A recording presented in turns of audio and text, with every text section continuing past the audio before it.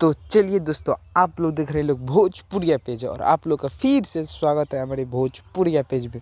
तो दोस्तों, आज हम आप सबको सबसे बड़ा अपडेट बताने वाला हूँ।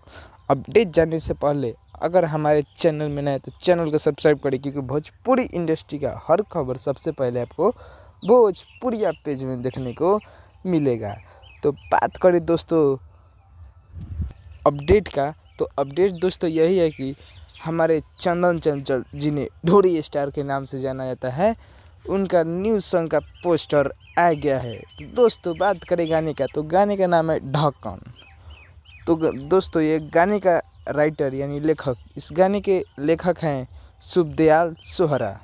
और म्यूजिक का बात करें तो संगीत विक्की वॉक्स। और बात करें कंपोजर तो आदर्श सिंह।